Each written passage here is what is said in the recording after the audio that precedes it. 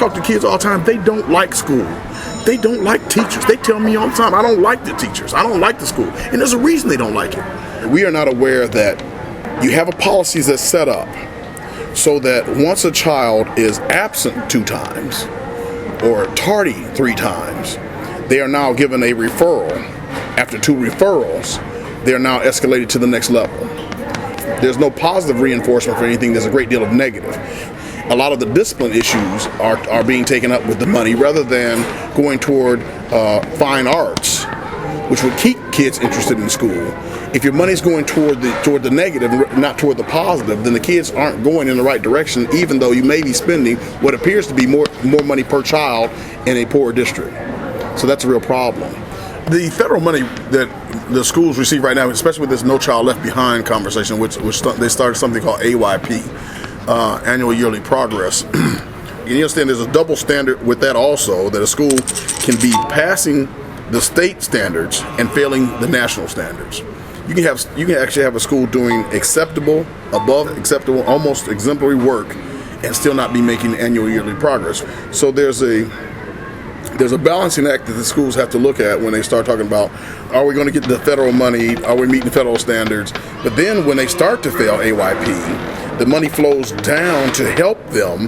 They have to do things like character development for kids, et cetera, et cetera. But the problem then is the school systems don't have character development programs that have any success tied to them.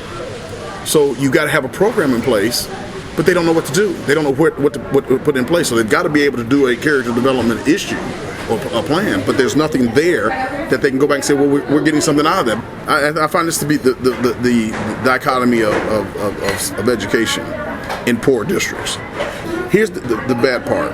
If the kid does really, really well, your funding gets cut off. Therefore, you can't continue to do what you did to get them up to the point where they were doing really, really well. That's a problem. Because once you cut the funding off, if there was something that was working, then that goes away. If a child pushed another child, suddenly they're in the system. After 1 or 2 pushes, which is what kids do, the next thing you know, the child is in the alternative learning center, getting ready to go to juvenile justice, which is going to cost them a great deal of money because now the parents caught up in the legal system. And that's what happens. The education actually winds up being detrimental to a whole family. A lot of people are not aware that the parents are being made to pay a great deal of money that they themselves don't have, which keeps them digging out of a hole. And it's an upside. It's a catch-22 situation. I don't have the money. I can't take care of my child properly. I can't take away from school. I'm going working 2 jobs to make up for it. Now you're taking money out of my pocket for a discipline issue that was caused by a child just doing childish things. We're talking about the finances of a family. If you have a family that's living on $30,000 a year or less, you're taking 5% of their actual income. And by the way, $30,000 tax, that's before tax money. So you're probably taking away damn near 10% of their monies to do something that in most cases, a child being a child. And then you wonder why the spiral starts downward for those kids and why parents have a negative feeling about the school system.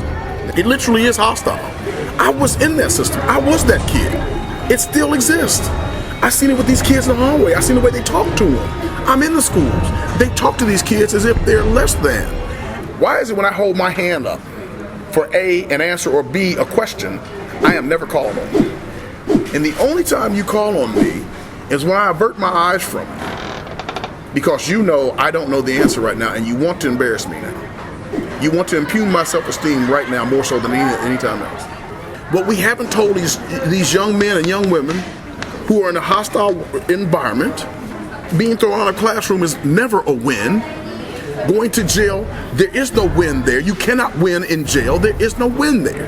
I said, but you know what you got to do? When somebody doesn't like you, force them to give you an A. Force the teacher that you know that doesn't like you to give you an A. I said, throw the smile on them, baby. Because when they lay that 100 in front of you, and you look at them like, yeah, I got this, and you don't even want to tell me the answer. That's the win.